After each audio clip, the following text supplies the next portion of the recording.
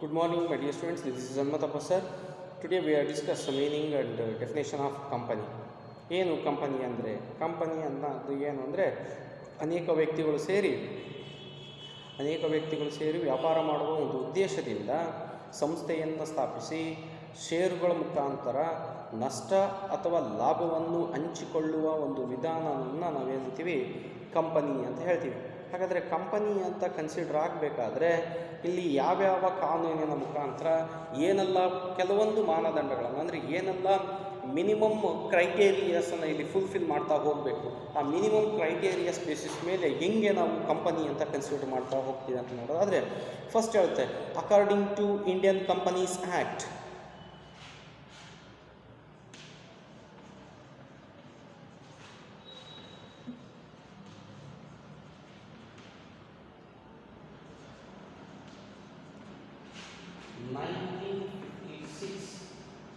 According to Indian Companies Act 1956, Section 3, Subsection 1 and Section 3.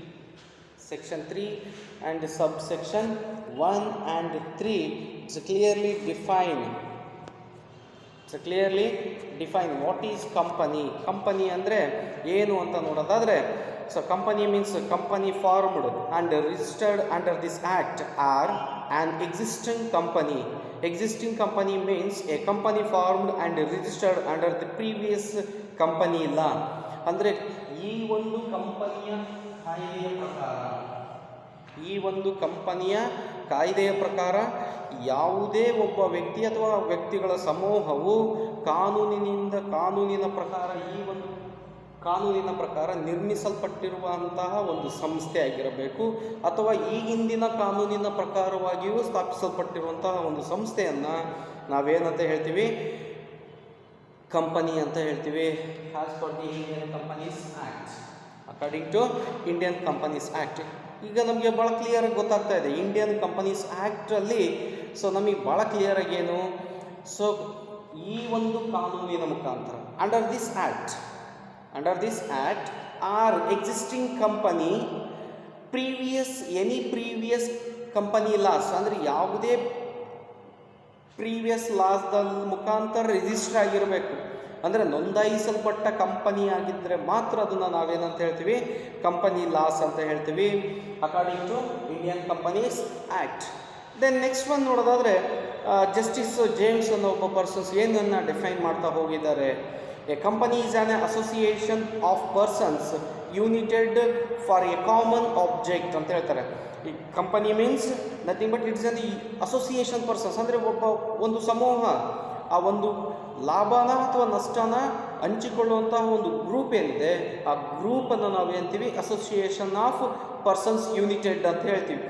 Then it's a common object ಅಂತ ಹೇಳ್ತಾರೆ. Common object means ಅಲ್ಲಿ ಲಾಭ ಗಳಿಸುವಂಥದ್ದು ಅಥವಾ ನಷ್ಟ ಆಗುವಂಥದ್ದು, ಇವೆರಡೇ ಕಾಮನ್ ಆಬ್ಜೆಕ್ಟಲ್ಲಿ. ಎವ್ರಿ ಒನ್, ನಾನು ಆ್ಯಸ್ ಎ ಕಂಪನಿ ಮೆಂಬರ್ ನಾನು ಏನು ಮಾಡಬಲ್ಲೆ, ನನ್ನ ಉದ್ದೇಶ ಏನು, that my common object is to gain the profit or to earn the profit. So ನಾನು ಫಸ್ಟು ಒಂದು ವ್ಯಾಪಾರನ ಲಾಭದ ಉದ್ದೇಶದಿಂದ ಸ್ಥಾಪಿಸಲ್ಪಡ್ತಾ ಹೋಗ್ತೀನಲ್ವಾ, ಈ ಥರ ಸ್ಥಾಪಿಸೋವಂಥ ಒಂದು ಉದ್ದೇಶ ಇಟ್ಕೊಂಡು ಮಾಡೋಂಥ ನೋಂದಾಯಿಸುವಂತಹ ಒಂದು ಕಂಪನಿಯನ್ನು, ಒಂದು ಸಂಸ್ಥೆಯನ್ನು ನಾವೇನಂತ ಹೇಳ್ತೀವಿ, ವ್ಯಾಪಾರ ಅಂತ ಹೇಳ್ತೀವಿ. ಫಾರ್ ಎಕ್ಸಾಂಪಲ್ ನೋಡಿ, ಲಾಭ ಅಂತ ಬಂದಾಗ ನಾವು ಹೇಳ್ಬೋದು ಕಾಲೇಜ್ ಇದೆ, ದೊಡ್ಡದ ಕಾಲೇಜ್ಗಳೆಲ್ಲ ಇದ್ದಾವೆ, ಇಟ್ಸ್ ಅನ್ ಕಂಪನಿ. ನೋ. ಹಾಗಾದರೆ ಬೇರೆ ಹಾಸ್ಪಿಟಲ್ಸ್ ಇದ್ದಾವೆ, ಇಟ್ಸ್ ಅನ್ ಕಂಪನಿ. ಕೆಲವೊಂದು ಪ್ರೈವೇಟ್ ಹಾಸ್ಪಿಟಲ್ಸ್ಗಳೆಲ್ಲ ಮೋರ್ ಪ್ರಾಫಿಟನ್ನು ಮಾಡ್ತಾ ಇದ್ರು, ಅದನ್ನ ಕಂಪನಿ ಅಂತ ಹೇಳ್ತೀವ. ಅಲ್ಲಿ ಪೂರ್ಣ ಪ್ರಮಾಣವಾಗಿ ಲಾಭನ ಗಳಿಸ್ತಾ ಇಲ್ಲ, ಅಥವಾ ಪಬ್ಲಿಕ್ಕಿಗೆ ಶೇರ್ಸನ್ನು ಕೊಡ್ತಾ ಇಲ್ಲ. ಅಲ್ಲಿ ಲಾಭ ಆಗುತ್ತೆ ನಿಜ, ಆದರೆ ಪಬ್ಲಿಕ್ಕಿಗೆ ಶೇರ್ಸನ್ನು ಕೊಡ್ತಾ ಇಲ್ಲ. ಅದನ್ನ ನಾವೇಂತೀವಿ, ಸರ್ವಿಸ್ ಸೆಕ್ಟಾರ್ಸ್ ಅಂತ ಹೇಳ್ತೀವಿ. ಸೇವೆಯನ್ನು ಮಾಡೋ ಮನೋಭಾವದಿಂದ, ಸೇವೆಯನ್ನು ಮಾಡೋ ಉದ್ದೇಶದಿಂದ ಸ್ಥಾಪಿಸಲ್ಪಟ್ಟ ಕೆಲವೊಂದು ಇನ್ಸ್ಟಿಟ್ಯೂಟ್ಸನ್ನು ನಾವೇನಂತ ಹೇಳ್ತೀವಿ, ಅವನ್ನ ಸರ್ವಿಸ್ ಇನ್ಸ್ಟಿಟ್ಯೂಷನ್ಸ್ ಅಂತ ಹೇಳ್ತೀವಿ ನಾವು. ಹಾಗಾಗಿ ಇಲ್ಲೇನು ಹೇಳ್ತಾರೆ, ಕಾಮನ್ ಆಬ್ಜೆಕ್ಟಿವ್ಸ್ ಅಂದರೆ it's only main the purpose is to earn profit. ಕ್ಲಿಯರಾಗಿ ಲಾಭ ಮಾಡುವಂಥ ಉದ್ದೇಶದಿಂದ ಇದ್ದರೆ ಮಾತ್ರನೇ ಅದನ್ನ ನಾವೇನಂತ ಹೇಳ್ತೀವಿ ಕಾಮನ್ ಆಬ್ಜೆಕ್ಟ್ ಅಂತ ಹೇಳ್ತೀವಿ. ಸೊ ಆ ಥರ ಕಾಮನ್ ಆಬ್ಜೆಕ್ಟ್ ಇರುವಂಥದ್ದನ್ನ ನಾವು ಇಟ್ಕೊಂಡು ಮಾಡಿರುವಂಥದ್ದು, ನೋಂದಣಿ ಮಾಡಿರುವಂಥ ಅಂದರೆ ಕಂಪನೀಸ್ ಆ್ಯಕ್ಟ್ ಬೇಸ್ ಮೇಲೆ ರಿಜಿಸ್ಟರ್ ಮಾಡಿರುವಂಥದ್ದು ಅಥವಾ ಪ್ರೀವಿಯಸ್ ಲಾದ ಮೇಲೆ ನೋಂದಣಿ ಮಾಡಿರುವಂತಹ ಕಂಪನೀಸನ್ನು ನಾವೇನು ಹೇಳ್ತೀವಿ, ಸಂಸ್ಥೆಗಳನ್ನು ನಾವೇನ್ತೀವಿ ಕಂಪನೀಸ್ ಅಂತ ಹೇಳ್ತೀವಿ. ಹಾಗಾದರೆ ಏನು ಕಂಪನೀಸ್ನ ಮೇಯ್ನಾಗಿ ಅದರ ನೇಚರ್ಸ್ ಏನಿದೆ ಅನ್ನೋದನ್ನು ನೋಡೋದಾದರೆ, ಮೇಯ್ನಾಗಿ ಅದರ ನೇಚರ್ಸಲ್ಲಿ ನಾವು 8 ಟೈಪ್ ಆಫ್ ನೇಚರ್ಸನ್ನು ನೋಡ್ತಾ ಹೋಗ್ತೀವಿ. ಮೇಯ್ನಾಗಿ ಎಷ್ಟಿದ್ದಾವೆ? 8 ಟೈಪ್ ಆಫ್ ನೇಚರ್ಸನ್ನು ನೋಡ್ತಾ ಹೋಗ್ತೀವಿ. ಫಸ್ಟ್ ಒನ್ ನೋಡೋದಾದರೆ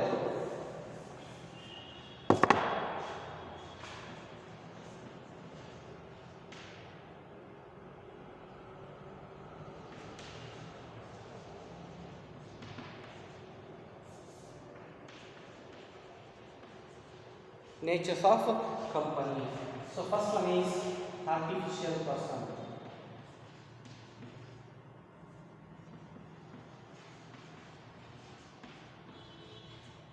first one is artificial person. ಏನು ಆರ್ಟಿಫಿಷಿಯಲ್ ಪರ್ಸನ್ ಅಂದರೆ, ಯಾಕೆ ನಾವು ಕಂಪನಿನ ಆರ್ಟಿಫಿಷಿಯಲ್ ಪರ್ಸನ್ ಅಂತ ಕರಿತೀವಿ? ಈ ಆರ್ಟಿಫಿಷಿಯಲ್ ಪರ್ಸನ್ ಅಂತ ಯಾಕೆ ನಾವು ಇದನ್ನು ಕನ್ಸಿಡರ್ ಮಾಡ್ತಾ ಹೋಗ್ತೀವಿ ಅನ್ನೋದಾದರೆ, ಕಂಪನಿಯು ಒಂದು ಕೃತಕ ವ್ಯಕ್ತಿ. ಕಂಪನಿ ಈಸ್ ಆನ್ ಎ ಕೃತಕ ವ್ಯಕ್ತಿ. ಸೊ ನೋಡಿ, artificial person means A company is on A association of persons who have agreed to form the company and become it's member R share holders with the object of carrying on a lawful business for profit. ಅಂದರೆ company ಅನ್ನೋದು ಒಬ್ಬ ವ್ಯಕ್ತಿ ಇದ್ದಾಗೆ ಅವನು ದೇಹ ಮತ್ತು ಮನಸ್ಸನ್ನು ಬಿಟ್ಟು ಉಳಿದ ಎಲ್ಲ ಕೆಲಸಗಳನ್ನು ಕಂಪನಿ ಮಾಡುತ್ತೆ ಥ್ರೂ ದ ಮೆಂಬರ್ಸ್. ಕಂಪನಿ ಮಾತಾಡುತ್ತಾ ಎಷ್ಟು ಮಾತಾಡುತ್ತೆ? ಹಿಂಗೆ ಮೆಂಬರ್ಸ್ ಥ್ರೂ. ಕಂಪನಿ ಅಗ್ರಿಮೆಂಟ್ ಮಾಡ್ಕೊಳ್ತಾ ಎಷ್ಟು ಮಾಡ್ಕೊಳ್ತೆ? ಯಾರ ಥರ? ಮೆಂಬರ್ಸ್. ಸೊ ಹೀಗೆ ಕಂಪನಿ ಏನು ಮಾಡ್ತಾ ಬರುತ್ತೆ, ಕಂಪನಿಗೆ ದೇಹ ಅನ್ನೋದು ಒಂದಿಲ್ಲ, ಮನಸ್ಸು ಅನ್ನೋದು ಒಂದಿಲ್ಲ, ಬಿಟ್ಟರೆ ಕಂಪನಿ ಪ್ರತಿಯೊಂದು ಭೌತಿಕವಾಗಿರುವಂತಹ ಎಲ್ಲ ಕೆಲಸನ, ಒಬ್ಬ ವ್ಯಕ್ತಿ ಮಾಡುವಂಥ ಎಲ್ಲ ಕೆಲಸಗಳನ್ನು ಮಾಡೋದನ್ನು ನಾವೇಂತೀವಿ ಆರ್ಟಿಫಿಷಿಯಲ್ ಪರ್ಸನ್ ಅಂತ ಹೇಳ್ತೀವಿ. ಹಾಗಾದರೆ ಕಾನೂನಿನ ದೃಷ್ಟಿಯಲ್ಲಿ ಏನಿರುತ್ತೆ, ಕಾನೂನಿನ ಮುಖಾಂತರ ಸ್ಥಾಪಿಸಲ್ಪಟ್ಟಿರುವಂಥ ಒಂದು ಕಂಪನಿಯಾಗಿರುತ್ತೆ. ಈ ಥರ ಕಾನೂನಿನ ಮುಖಾಂತರ ಸ್ಥಾಪಿಸಲ್ಪಟ್ಟಿರುವಂಥ ಒಂದು ಕಂಪನಿ ಆಗಿರೋದ್ರಿಂದ ನಾವು ಇದನ್ನ ಏನಂತೀವಿ ಆರ್ಟಿಫಿಷಿಯಲ್ ಪರ್ಸನ್ ಅಂತ ಹೇಳ್ತೀವಿ. ಏನಂತ ಹೇಳ್ತೀವಿ? Artificial person. ಇದನ್ನು ಸೆಕೆಂಡ್ ಒನ್ ಈಸ್ ನೋಡೋದಾದರೆ independent corporate existence.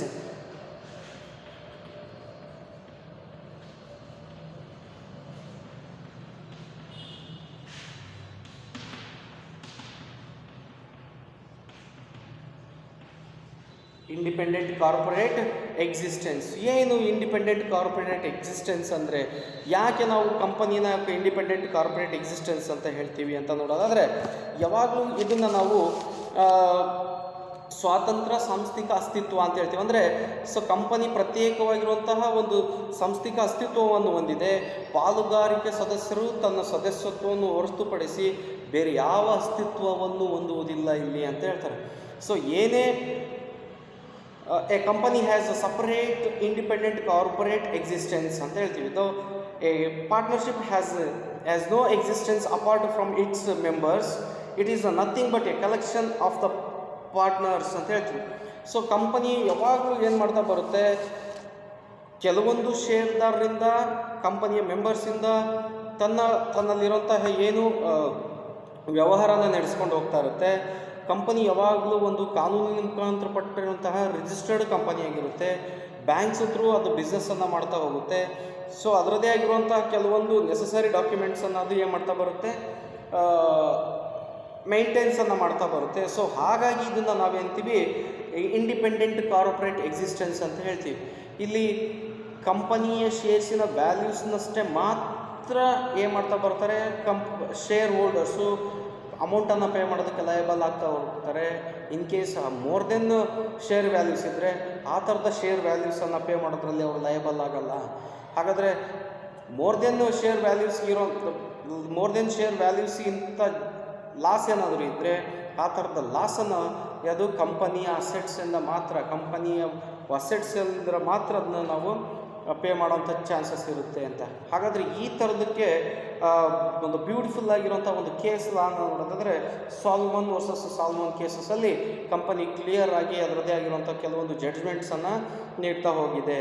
Then next one ನೋಡೋದಾದರೆ ಥರ್ಡ್ ಒನ್ ನೋಡೋದಾದರೆ ಪರ್ಪೆಕ್ಚುವಲ್ ಎಕ್ಸಿಸ್ಟೆನ್ಸ್ ಅಂತ ಹೇಳ್ತೀವಿ.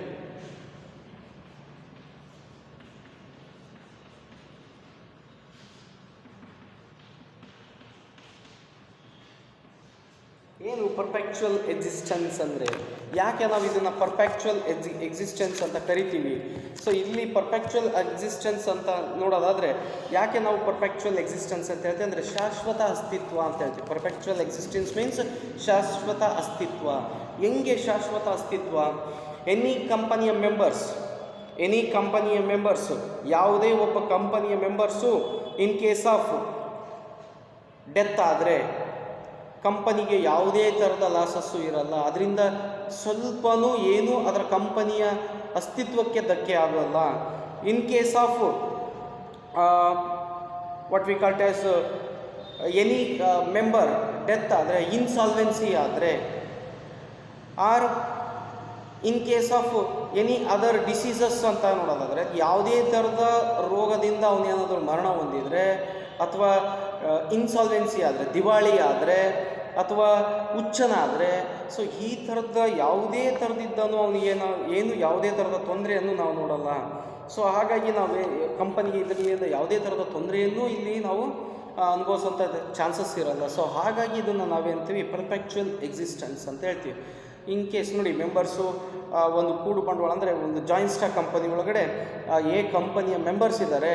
ಆ ಕಂಪನಿಯ ಮೆಂಬರ್ಸಲ್ಲಿ ಯಾರಾದರೂ ಒಬ್ಬ ಸದಸ್ಯ ಸತ್ತೋದ್ರೆ, ಅಥವಾ ಹುಚ್ಚನಾದರೆ, ಅಥವಾ ದಿವಾಳಿ ಆದರೆ, ಅದರ ಸಂಪೂರ್ಣ ಅಸ್ತಿತ್ವ ಯಾವುದೇ ಅಸ್ತಿತ್ವಕ್ಕೆ, ಕಂಪನಿಯ ಯಾವುದೇ ಅಸ್ತಿತ್ವಕ್ಕೂ ಸಹ ಎಳ್ಳಷ್ಟು ಧಕ್ಕೆ ಆಗೋದಿಲ್ಲ. ಹಾಗಾದರೆ ಕಂಪನಿಯ ಮೆಂಬರ್ಸಿನಗೆ ಸಂಬಂಧಪಟ್ಟಂತಹ ಯಾವುದೇ ಲಾಭ ನಷ್ಟ ಯಾರಿಗೆ ಹೋಗುತ್ತೆ? ಸೊ ಯಾವ ವ್ಯಕ್ತಿಯ ಮೆಂಬರಿನ ನಾಮಿನಿ ಯಾರು ಇರ್ತಾನೋ ಅವನ ನಾಮಿನಿಗೆ ಅದರ ಸಂಬಂಧಪಟ್ಟ ಎಲ್ಲ ಥರದ ಲಾಭನ ನಾವು ಅವನಿಗೆ ವರ್ಗಾವಣೆ ಮಾಡೋಂಥ ನೆಸೆಸಿಟಿ ಇರುತ್ತೆ.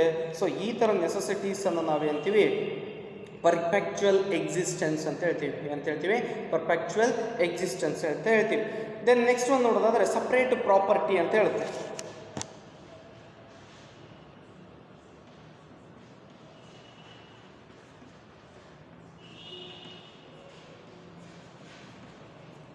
ಸಪ್ರೇಟ್ ಪ್ರಾಪರ್ಟಿ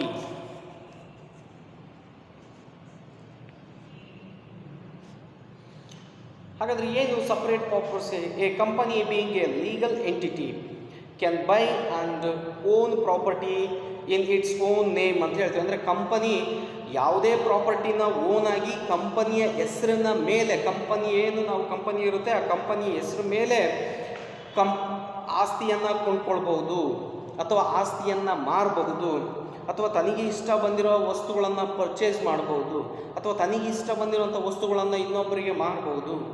ಸೊ ಹೀಗೆ ಏನೆಲ್ಲ ಪ್ರಾಪರ್ಟಿ ಇರುತ್ತೆ, ಕರೆಂಟ್ ಅಸೆಟ್ಸ್ ಇರ್ಬೋದು, fixed assets, any one assets, so ಅದು ಏನು ಮಾಡ್ಬೋದು, ಬೇರೆಯವರಿಗೆ ಮಾರಬಹುದು ಅಥವಾ ಬೇರೆಯವರಿಂದ ಕೊಂಡ್ಕೊಳ್ಳುವಂತಹ ಒಂದು ಅವಶ್ಯಕತೆಯೂ ಇರುತ್ತೆ. ಸೊ ಕೊಂಡ್ಕೊಳ್ಳಬಹುದು. ಸೊ ಹೀಗೆ ತನಗೆ ಬೇಕಾಗಿರುವಂತಹ ಯಾವುದೇ ಪ್ರಾಪರ್ಟಿ ಇರ್ಬೋದು, ಅಥವಾ ತನ್ನಲ್ಲಿರುವಂಥ ಯಾವುದೇ ಪ್ರಾಪರ್ಟಿನ ಬೇರೆ ವ್ಯಕ್ತಿಗಳಿಗೆ ಮಾರ್ಬೋದು. ಸೊ ಈ ಥರ ಮಾರೋಂಥದ್ದು ಅಥವಾ ಕೊಂಡ್ಕೊಳ್ಳುವಂತಹ ಒಂದು ಕ್ಯಾರೆಕ್ಟರ್ ಇರುತ್ತೆ.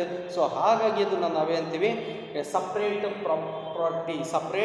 ಪ್ರಾಪರ್ಟಿ ಅಂತ ಹೇಳ್ತೀವಿ. ದೆನ್ ನಾವು ಫಿಫ್ತ್ ಒನ್ ನೋಡೋದಾದರೆ, ಸೊ ಫಿಫ್ತ್ ಒನ್ ಏನಂತ ಹೇಳುತ್ತೆ, ಲಿಮಿಟೆಡ್ ಲಯಬಿಲಿಟಿ ಅಂತ ಹೇಳ್ತೀವಿ.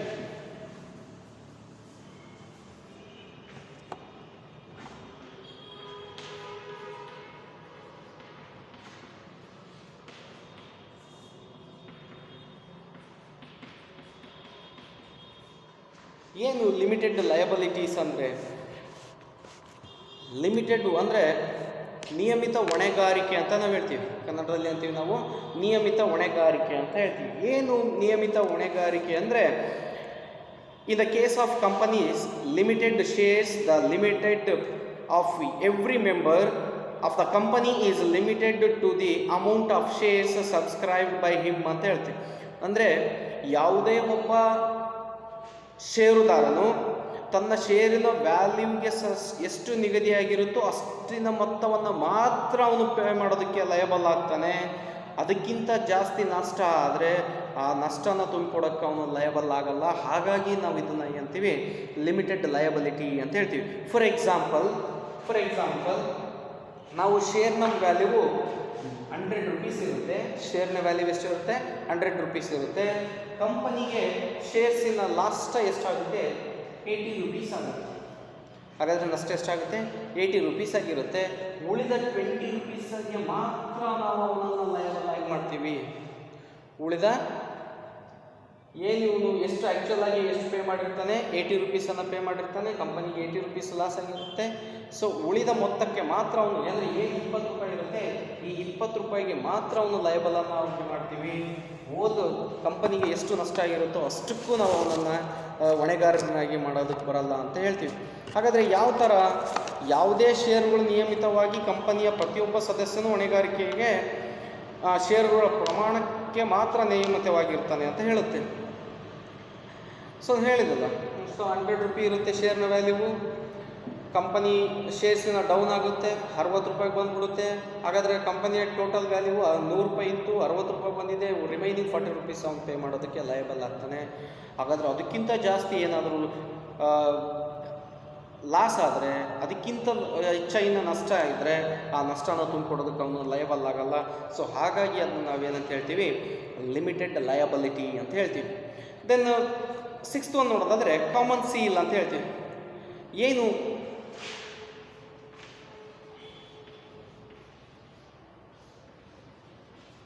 ಕಾಮನ್ ಸೀಲ್ ಅಂತ ನೋಡ್ತೀವಿ. ಹಾಗಾದರೆ ಏನು ಕಾಮನ್ ಸೀಲ್ ಅಂತ ನೋಡೋದಾದರೆ, ಸೊ ಕಂಪನಿ ಓನಾಗಿ ತನಗೆ ಬೇಕಾಗಿರೋ ರೀತಿಯಲ್ಲಿ ಒಂದು ಸೀಲನ್ನು ಅದು ಮೇಂಟೈನ್ ಮಾಡಬಹುದು.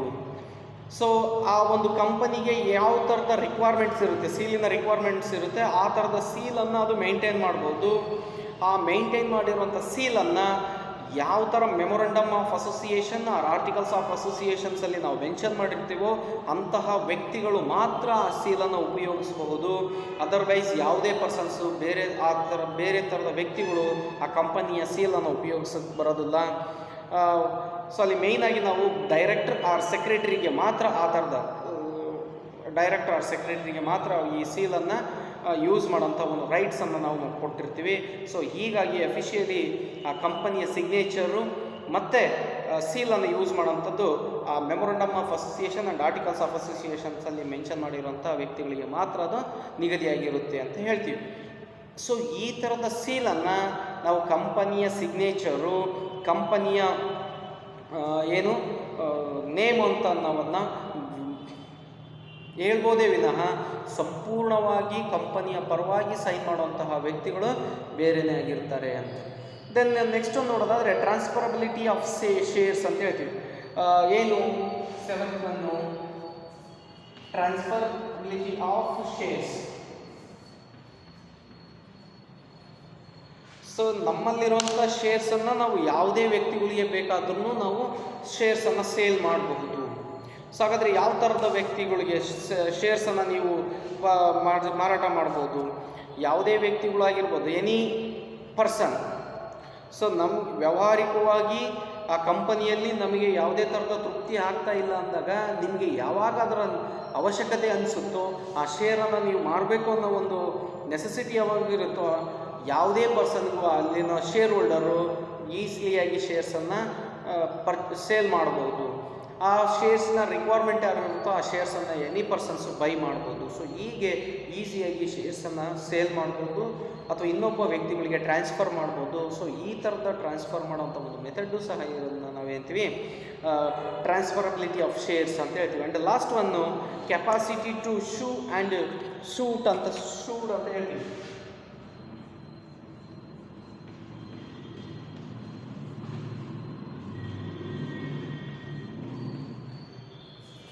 Capacity to sue and be sued. ಮೊಕದ್ದಮೆಯನ್ನು ಹೂಡುವುದು ಅಂತ ಹೇಳ್ತೀವಿ ಇದನ್ನ. ಏನು ಕಂಪನಿಯು ತನ್ನ ಪರವಾಗಿ ತನಗೆ ಸಂಬಂಧಪಟ್ಟ ಯಾವುದೇ ಕೇಸ್ಗಳನ್ನು ಮೊಕದ್ದಮೆಯನ್ನು ನಡೆಸುವಂತಹ ಅಧಿಕಾರ ಮತ್ತು ಮೊಕದ್ದಮೆಯನ್ನು ಹೂಡುವಂತಹ ಅಧಿಕಾರ ಹೊಂದಿದೆ. ತನಗೆ ಸಂಬಂಧಪಟ್ಟದ್ದು ಇನ್ ಕೇಸ್ ಆಫ್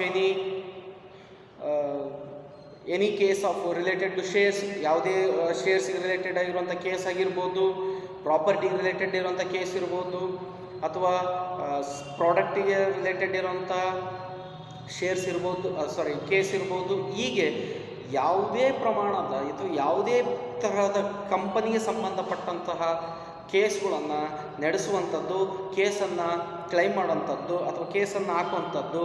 ಸೊ ಹೀಗೆ ಕೇಸನ್ನು ಹಾಕುವಂಥದ್ದು ಮತ್ತು ಕೇಸನ್ನು ನಡೆಸುವಂತಹ ಅಧಿಕಾರನ ಹೊಂದಿದೆ. ಸೊ ಹಾಗಾಗಿ capacity to sue and sued ಅಂತ ಆ್ಯಂಡ್ ಬಿ ಶೂಡ್ ಅಂತ ಹೇಳ್ತೀವಿ. ಸೊ ಇಷ್ಟನ್ನು ನಾವೇನಂತ ಹೇಳ್ತೀವಿ, ನೇಚರ್ ಆಫ್ ದಿ ಕಂಪನೀಸ್ ಅಂತ ಹೇಳ್ತೀವಿ. ಏನಂತ ಹೇಳ್ತೀವಿ? ನೇಚರ್ ಆಫ್ ದಿ ಕಂಪನಿ ಅಂತ ಹೇಳ್ತೀವಿ. ಸೊ ನೆಕ್ಸ್ಟ್ ಕ್ಲಾಸಲ್ಲಿ ನಾವು ಕೈಂಡ್ಸ್ ಆಫ್ ಕಂಪನೀಸನ್ನು ಡಿಸ್ಕಸ್ ಮಾಡೋಣ. Or advantages and disadvantages of ಕಂಪನೀಸನ್ನು ಬ್ರೀಫಾಗಿ ಡಿಸ್ಕಸ್ ಮಾಡ್ತಾ ಹೋಗೋಣಂತೆ. Okay, thank you.